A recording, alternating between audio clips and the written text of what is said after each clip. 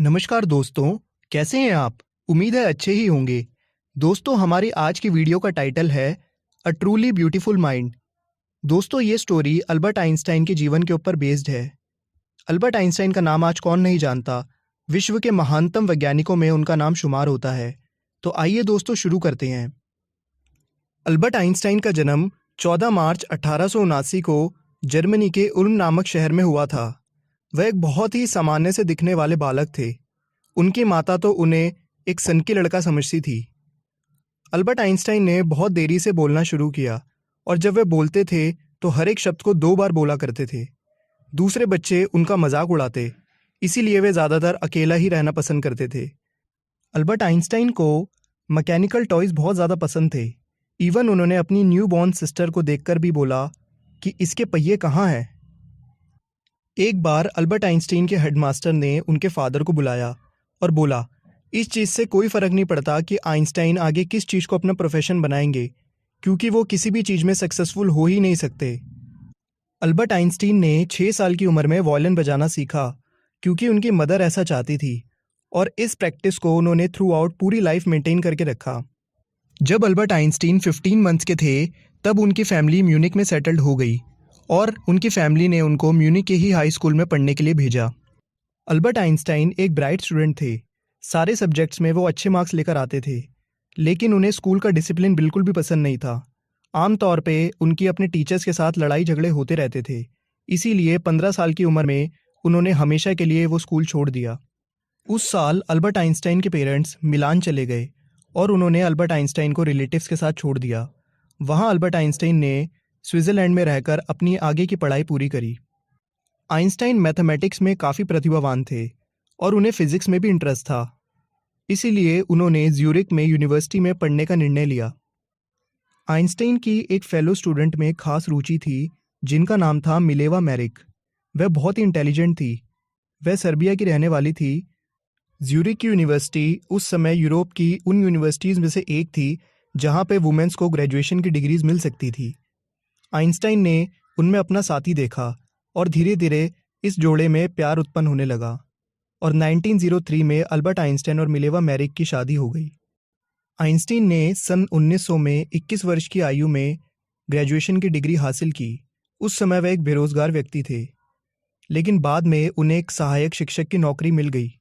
1902 में उन्हें बर्न में एक पेटेंट ऑफिस के अंदर नौकरी मिल गई। उनका काम दूसरे लोगों के आविष्कारों का मूल्यांकन करने का था, लेकिन आइंस्टाइन सीक्रेटली अपने पर्सनल आइडियाज़ को भी डेवलप कर रहे थे और वहाँ पर उनकी एक डेस्क हुआ करती थी जिसका नाम उन्होंने रखा था ब्यूरो ऑफ थियोरेटिकल फिजिक्स। सन 1905 में आइंस्टाइन ने अपनी सबसे famous theory special theory of relativity दी, जिसके अकॉर्डिंगली टाइम और डिस्टेंस एब्सोल्यूट नहीं है। इसी थ्योरी से दुनिया का फेमस फार्मूला E=mc² निकल कर आया, जिसकी वजह से आइंस्टाइन को रातों रात ख्याति मिली। ये फॉर्मूला मास और एनर्जी के बीच के रिलेशनशिप को बताता है।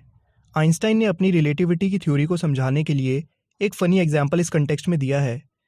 उन्होंने बोला, जब आप यदि किसी सुंदर लड़की के साथ 2 घंटे के लिए बैठते हैं तो ऐसा लगता है मानो 2 मिनट हुए हैं, और जब यदि आपको गरम गरम तवे पे 2 मिनट के लिए बिठा दिया जाए तो ऐसा लगता है मानो 2 घंटे हो गए हैं। यही है रिलेटिविटी। अल्बर्ट आइंस्टाइन की मदर उनकी शादी के खिलाफ थी, क्योंकि उन्हें लगता था मिलेवा जो है वो अल्बर्ट आइंस्टाइन से 3 साल बड़ी है, इसीलिए उन दोनों का जोड़ा फिट नहीं बैठेगा। लेकिन ज़बरदस्ती अल्बर्ट आइंस्टाइन ने अपनी मदर की बात को इग्नोर करते हुए मिलेवा से शादी कर ली थी। बाद में उनके 2 बच्चे हुए और थोड़े सालों बाद उन दोनों का डिवोर्स भी हो गया। उसी साल आइंस्टाइन ने अपनी कज़न सिस्टर एल्सा से शादी कर ली। सन 1915 में आइंस्टाइन ने अपनी जनरल थ्योरी ऑफ रिलेटिविटी छापी, जिसने ग्रेविटी को समझने का एक नया तरीका वैज्ञानिकों के आगे रखा। आइंस्टाइन के इस वर्क को साइंटिफिक रेवोल्यूशन का नाम दिया गया।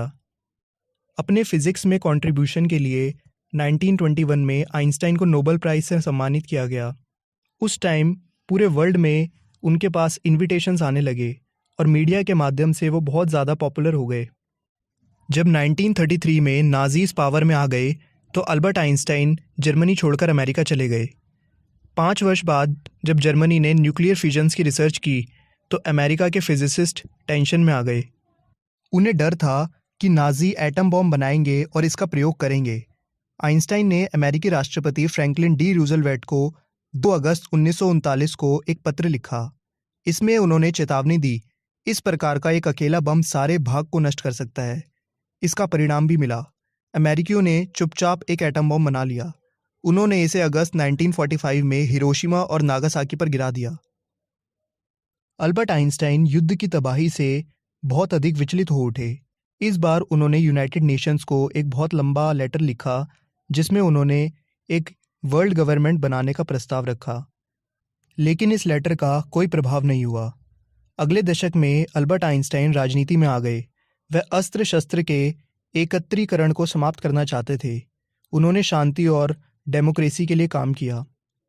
1955 में 76 ईयर्स की एज में अल्बर्ट आइंस्टाइन की मृत्यु हो गई। जब वो मरे तो उन्हें एक विजनरी और एक वर्ल्ड सिटीजन के तौर पे भी सम्मानित किया गया। तो उम्मीद है दोस्तों आपको ये एक्सप्लेनेशन समझ में आ गया होगा। आपसे मिलेंगे अगली वीडियो में। तब तक के लिए देखते रहिए खेल खेल में ज्ञान। Okay, thank you.